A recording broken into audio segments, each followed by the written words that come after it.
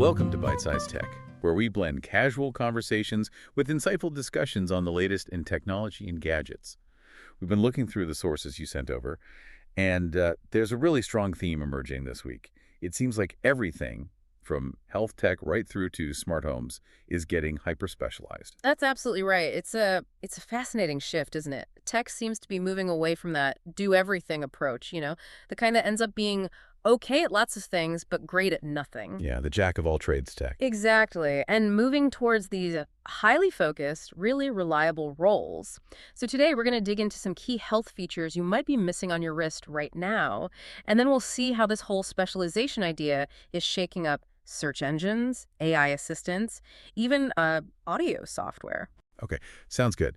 Let's unpack this, starting with wearables, stuff you have on you all the time. If you've got an Apple Watch, chances are you might not be using all the health features that are just running in the background. Yeah. The Vitals app seems like a perfect example of this specialization you're talking about, in data analysis. Oh, it absolutely is. Because it's smarter than just showing you one number, right? Which honestly can often just mean noise. It actually builds a proper baseline for your health. It tracks several things overnight: your heart rate, wrist temp, assuming you have a Series 8 or newer, your breathing rate, and how long you slept. You do need to wear it for like a week or so first, so it learns what's normal for you. And the real clever bit is how it combines that data, isn't it? It doesn't just bug you for every little fluctuation. Exactly. The watch only gives you a heads up if 2 or more of those metrics move outside your typical range. So maybe your resting heart rate is a bit high one night. On its own, maybe not a big deal. But if your wrist temperature is also up, that's when the system flags it as, something potentially significant. Could be illness, maybe too much alcohol, whatever. Right. It adds context. It's not just raw data. It's looking for a pattern. Precisely. Yeah. It's more like a statistical early warning system, not just a constant stream of numbers. And the real point, the so what for you, is that it helps you make smarter decisions. About recovery, mostly. If your metrics are looking off, maybe you take it easy that day, prioritize rest, or perhaps keep an eye out for other symptoms. Might even be a nudge to call your doctor. It gives you a bit more agency in managing your health. Empowers personal triage. I like that. And beyond the diagnostic side, there's also the immediate safety stuff. Fall detection, people kind of forget about that one, right? Until they really, really need it. They do. But it's incredibly specialized. It knows what a hard fall looks like. And crucially, if you don't move for about a minute after falling, It calls for help automatically. Yep.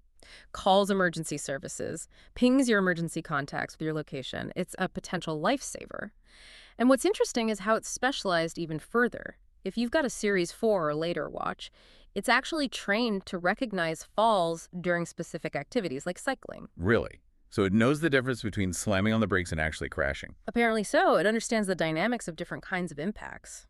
Pretty smart. And then there's the passive stuff just quietly working away.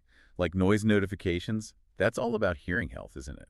Yeah, and it's specialized in protecting you long term. That constant background noise, traffic, construction, loud offices, it adds up. The watch measures the decibel levels around you, but doesn't just show you a number. It explains the risk based on exposure time. And it might suggest you move, or if you happen to have AirPods Pro 2, it can even prompt you to turn on hearing protection features. It's like having a little environmental safety expert on your wrist. Okay, another passive one is time and daylight, using the light sensor. Right. Also surprisingly important. For adults, getting about 20 minutes of daylight helps with mood, vitamin D, the usual stuff. But it's critical for kids, right? Absolutely critical for kids' eye health. The recommendation is like 80 to 120 minutes a day to help prevent myopia. The watch tracks this automatically if it's set up for a child. Another specialized passive benefit. Okay, so that's the watch handling all this personalized health data. Great. But keeping these intimate little gadgets powered up and, more importantly, safe, that feels like another specialized skill we need to learn. So pretty things like smart rings. Yeah. We saw that worrying story about a Samsung Galaxy Ring prototype, didn't we? Battery swelling. That's not good when it's wrapped around your finger. These things use lithium polymer batteries, and they're right against your body heat, going through charge cycles constantly. So yeah, proper maintenance is key to avoiding. Well, you call it a catastrophe in the notes. Seems fair. And the advice for keeping them healthy feels different from how we treat our phones. We always plug our phones in overnight, charge them to 100%. Right. That's the habit we need to break for these smaller wearables. It's kind of counterintuitive. Lithium polymer batteries are actually happiest and last longest if you keep them cycling roughly between, say, 25% and 80% charged. Not 100%. Nope. Hitting 100% and holding it there puts extra stress on the battery chemistry. It degrades faster. Yeah. So charging it often is good, better than letting it die completely, but try not to constantly push it to the max. Okay, that makes sense. Specialized care for specialized batteries. Anything else? Yeah, definitely don't leave it sitting on the charger for ages after it's full. That constant trickle charge generates heat, which is bad for capacity long term and, worst case, a fire risk. Right. And the biggest enemy is high heat. Never ever leave your ring or phone, for that matter, cooking in a hot car. Temperatures can shoot past 140 Fahrenheit, maybe higher. That can permanently damage lithium batteries. Heat management is crucial. Got it. Avoid the sauna. Don't leave it in the car. Simple enough. Okay, let's shift gears.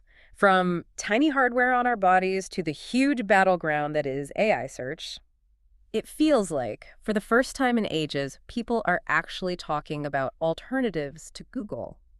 Perplexity keeps coming up. Yeah, it's definitely getting traction, and I think it's partly a reaction to Google's own AI overviews, which, let's be honest, have had some teething problems with accuracy, some weird results sometimes. Right, the infamous glue-on pizza thing. Exactly. So Perplexity is gaining ground because it seems specialized in being reliable. It feels like a mix between ChatGPT's ability to synthesize info and a traditional search engine that actually cites its sources properly. So why is Google, with all its resources, struggling a bit with its AI answers while Perplexity seems cleaner? It might be about focus. Google's system is built on ranking the entire web, this massive, messy index. Its AI is trying to summarize the top results, which might not always be the best or most accurate sources. Perplexity feels more like it was designed as a research tool from the ground up. It seems to dig deeper, pulling from a wider range of places, academic papers, news outlets, even places like Reddit. But it's focused on synthesizing a trustworthy, cited answer. Less prone to just making stuff up or hallucinating. So it prioritizes the answer's quality over just summarizing the top links. And you mentioned research. I've heard it handles follow-up questions really well, and you can even attach files. Feels less like search, more like an assistant. Exactly. It's specialization based on need. If you're doing actual research, you need reliable answers and clear citations. Perplexity is optimizing for that specific job. Okay, this specialization idea gets even clearer, I think, when you look at Amazon. They're running 2 different AI assistants now. Alexa Plus and this new Rufus thing. That seems deliberate. Oh, it's absolutely deliberate. It's a perfect case study in dividing labor based on expertise. You've got Alexa, or the potentially smarter Alexa Plus So, which is your generalist. Right. The one for controlling smart home stuff, asking general knowledge questions, maybe replacing Google Assistant for some people. Precisely. It's the HUP, the general helper. Yeah. But Rufus is a specialist, 100% focused on shopping. Just shopping. Purely commerce. It's a generative AI chatbot trained only on Amazon's world. Product pages, customer reviews, Q&As, even your own shopping cart and wish lists. It knows products inside and out. It's the expert shop assistant AI. The difference in what they're for must be really stark then. Totally. Let's say you ask Alexa, hey, I want to cook a turkey for the first time. She might give you some general cooking tips, maybe link you to a recipe website, standard general assistant stuff. Okay. Ask Rufus the same question. It'll likely give you a recipe too, sure. Huh. But because its entire purpose is commerce, it will immediately pivot to recommending products. Like suggesting thermometers. Yeah. Exactly. An instant read thermometer, maybe a specific brightening kit, a good roasting pan, based on reviews, all within the Amazon ecosystem, of course. You state a need. Rufus's specialized job is to find the product solution on Amazon. Wow. Okay, that's specialization with a clear business goal. Yeah. Let's pivot back to the smart home for a second, because Google's doing something huge there too, right? Replacing Assistant with Gemini for home. Yes, and this is really important. It forces Google to specialize its main AI, Gemini, for a very specific and kind of high-stakes environment, the home. Gemini for Home is set to be the brains of the whole Google Home system, but they're intentionally keeping its focus narrow, strictly on smart home tasks. Why narrow it down? Why not unleash the full power of Gemini, the one that can write poetry and stuff? 2 words. Latency and safety. Mostly safe. Think about it. A big general LLM can sometimes get, let's call it creative. It might misunderstand a command or try to do something unexpected because it thinks it's being helpful. You absolutely do not want that kind of creativity when you're asking it to lock your doors or control your heating or manage security cameras. Imagine asking it to secure the house, and it decides to turn off all the lights, including the security lights, because it misinterpreted. Yikes. Okay, yeah, reliability is paramount. Totally. So specializing Gemini for Home means tuning it for predictable, reliable, low-latency responses to home-related commands. No flights of fancy. So what cool things does this focused, reliable AI actually let you do? It opens the door for more complex natural language requests. Things that need context, like you could say, turn off all the lights except the ones in the kids' bedrooms.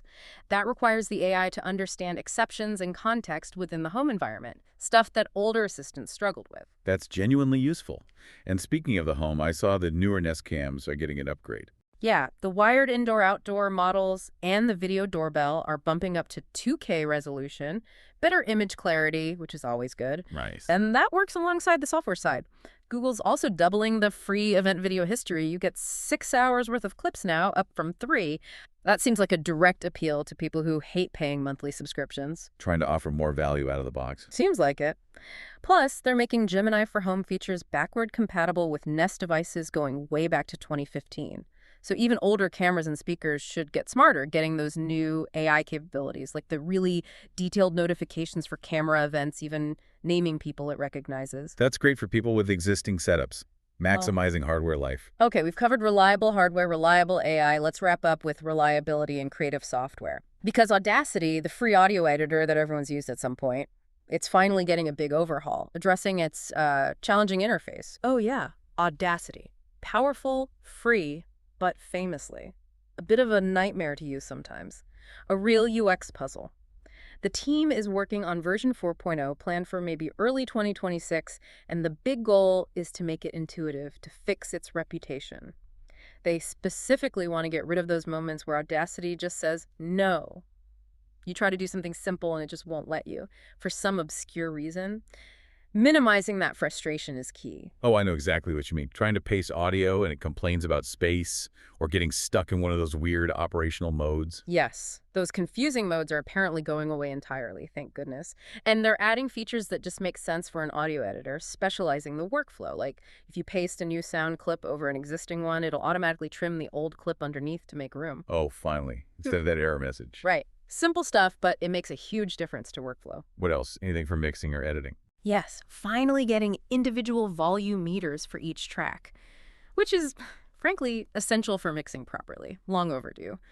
And maybe the biggest usability fix, trimming clips or stretching them in time, will just be a simple click and drag on the edge of the clip, like pretty much every other modern audio program. Wow. That alone sounds revolutionary for Audacity, making it feel like a proper specialized editing tool. Exactly. Less like digging through ancient menus. Oh, and they did mention the logo controversy, people saying the new draft looks like, well, various things. But they stressed the technical improvements are the real focus. Right. Function over form for now. Good. Okay, so wrapping things up then, it really does seem like this trend is everywhere. Tech getting more focused, more specialized, the Apple Watch giving you really personalized health insights for recovery, smart rings needing that specific battery care to avoid meltdowns. Yeah. And then the huge shift in AI moving away from just general knowledge towards tools laser-focused on reliability, like Perplexity for research, Rufus for shopping, and Gemini specifically for the smart home. The connecting thread seems to be that reliability often comes from having a narrower, more defined job to do. The specialists are winning. It really does come back to the purpose of the tech, doesn't it? Which leaves us with a pretty big question, I think. We see Google carefully locking down Gemini for home to make it super reliable for specific tasks. But then you hear about projects like the one from OpenAI and Jony Ive. They're reportedly trying to create this general AI companion, something more like a helpful friend. And apparently they're finding it really hard to get the personality right to make it useful without it becoming unreliable or just weird. The weird AI girlfriend problem, as some put it. Exactly. So does the success we're seeing with specialized AIs like Rufus and Gemini for home suggest that maybe the only way to make AI truly reliable and safe right now is to keep it on a tight leash, focused on very specific tasks? Or is it possible to crack that code? Can they eventually build a general-purpose AI companion that feels human and is fundamentally trustworthy? That seems like the million-dollar question right now. Definitely something to think about. Thanks for tuning in to Byte-Sized Tech. If you enjoyed this episode, like, comment, share, and subscribe for more fun tech discussions.